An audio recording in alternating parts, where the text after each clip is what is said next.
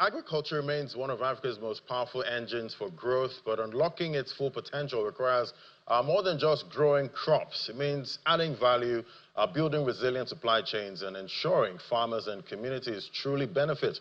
Across the continent, we're seeing a shift towards local processing, global investment partnerships, and innovative agribusiness models that are changing the way Africa participates in global markets. Let's explore the opportunities and challenges at the intersection of agribusiness, investment, and community impact. Joining us now, however, Benny Francis, a co-founder, Horizon Group, joining me via Zoom from India. Great to have you on the show. Good morning, sir. Good morning. Thank you for having me. So tell me, what does attracting international investment mean, for the growth of agribusiness in Africa? We're seeing a lot of changes, happening when it comes to agriculture in Africa. We're seeing challenges. We're also seeing a lot of solutions at the forefront, but we want to see investment. How are you seeing that? Especially in Nigeria, there are a lot of potential for having spice crops to be grown because of the agroclimatic conditions. We started in 2016, 2017, started processing spices there, namely ginger, turmeric, and hibiscus. At present, we are doing only drying and then packing and exporting to the destination countries. But now, since we have received funding from Avishkar, a major funding company in Africa, we are actually starting the processing also, like further processing into downstream processing and then exporting the final products. All right, so looking at the spice market now, why are entrepreneurs increasingly focusing on, value chains like, as like spices? For instance, we've seen a lot of attention to ginger, and other high demand crops. Why are you seeing that switch? The ginger, especially ginger in Nigeria, there is a lot of potential because there's a huge area where we can grow ginger in Nigeria, in northern Nigeria, where it is not utilized right now. And similarly, we can do turmeric also.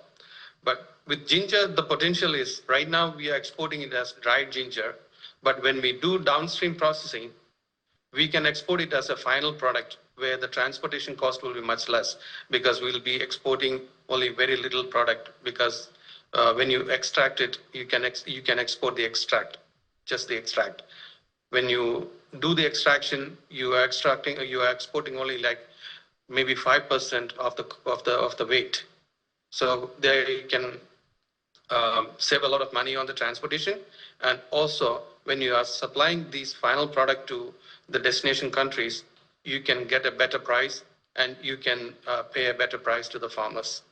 Right, and definitely for a country like Nigeria, we're trying to shift from just exporting, raw products, raw commodities, to actually adding value to them. Talk to me about the difference here that local processing, what difference does it make for the farmers, compared to just exporting, the raw produce? I know you play a lot in that industry. Yeah. Most of the spices from Africa are being exported as raw materials right now. We are going to change that pattern. When we do the extraction, when we do the final processing there in Africa itself, we can actually contribute to the local economy. We can give a job to the local people, and also we can give a better price and a sustainable market for the people. Like right now in Nigeria, for the past 2 years, the crop was really bad.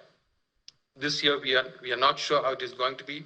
The harvesting season is going to start in a few months. So when we have the downstream processing locally in Africa, we can ensure a stable market for the farmers. So they will keep on farming and the production will increase, they get a better price, and the society will improve thereby. And talking about improving the society, how can smallholder farmers be integrated into larger value chains? And what growth opportunities are you seeing this create? Yes, we are. So you are talking about the ginger alone, right? Yes, ginger, especially ginger. Yes, because when we give a stable market for the farmers, especially in northern Nigeria area, right now our processing facility is in Kaduna. So around that area, when we provide a stable market for the farmers, they they tend to farm more products. They tend to produce more, and they tend to get when we give a better price, they tend to produce more and they get a better income. So, definitely, with the farmers, some of them would definitely need some, training, access to finance and, maybe market access. What type of support are you seeing, right now coming from Nigerian farmers that are most impactful, for the farmers that are engaging today? We are providing training for the farmers where they can get training for, we are giving training for organic farming and also sustainable good agriculture practices. And also we are providing help for the farmers in obtaining funding for their farming operations and also for logistical support, storage, and a stable market. So all these things together actually makes the situation, I mean, the farmer's life much better. Especially in Nigeria, a stable market is one of the best thing that can happen to a farmer. And also we are giving a fair price.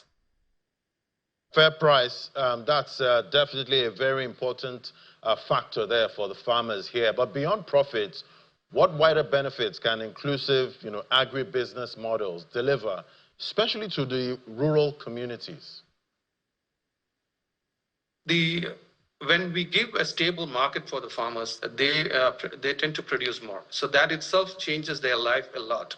And we are also giving scholarship to their children, and also we are giving job to the local people, especially women. If you look at our workforce, almost 80% of the workforce are women. And this is actually benefiting the families directly and the livelihood of the people and also the education of the kids.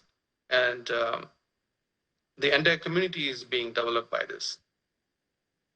So how critical are partnerships, with investors? I know you're a big investor, or development finance institutions. What partnerships are you seeing right now that can help to scale, agribusiness in Nigeria? For example, in our case, with the investment from Avishkar, our funder, we can actually quadruplate our revenue in 3 years. So that's the kind of growth that we are expecting. And right now we are actually serving about 3,000 farmers.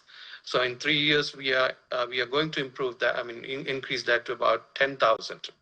So we are going to create farmer clusters, and this way we can actually reach out to the rural, very faraway places, rural farmers, and then provide funding for their farming, and then buy their product whenever they harvest. So whether the price is up or market is up or down, we'll be there. So that makes a lot of people actually get into agriculture and also especially farming, ginger cultivation. All right, let's look at the global spice or commodity markets. Now, what unique advantages do you see, African countries, bringing to the global space at this point? The agriculture universities in Nigeria, are you talking about? Yes, especially for African countries like Nigeria. What are you seeing, when it comes to that global spice market? What benefits are we bringing there, in your opinion? I think there is a huge potential for that, because now Africa is going to be one of the leading factors. I mean, like the countries in Africa, especially Nigeria, Tanzania, and a couple of other countries are going to be the leaders in supplying spices in the world because of the weather conditions deteriorating in other parts of the world. Africa is going to play a major role. So people especially students who are coming out of the universities with agriculture expertise, they have a bright future in Africa. And also companies like ours are going to start processing locally, and that creates a lot of job for those kind of expertise and people with expertise. And what should be the long-term vision, for agribusiness in Africa, both economically and socially? What are you seeing there? We are actually trying to be one of the leading companies, spice processing and exporting companies in Africa, especially in Nigeria. And also we want to uplift tens of thousands of farmers in rural Nigeria. And also we are planning to bring new crops to Nigeria, especially crops that are actually supplying raw materials for nutraceutical and pharmaceutical industries. These are not cultivated in Africa anywhere at the moment. So we are going to introduce these kind of crops, provided we get help from the government. So we can train the farmers because we have expertise in other countries, other parts of the world, especially in Asia. We are doing it right now. So we are going to replicate that in Nigeria and then bring the new crops which are actually servicing the nutraceutical and pharmaceutical industries. We can do up to 10,000 acres. We can go up to 10,000 acres with multiple crops, like, for example, chrysanthemum. It is not grown in Nigeria right now, but the agroclimatic conditions in Nigeria is suitable for that.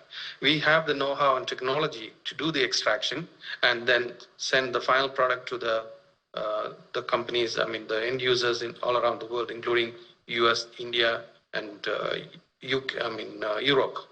So these are going to be the future of Nigeria and other African countries.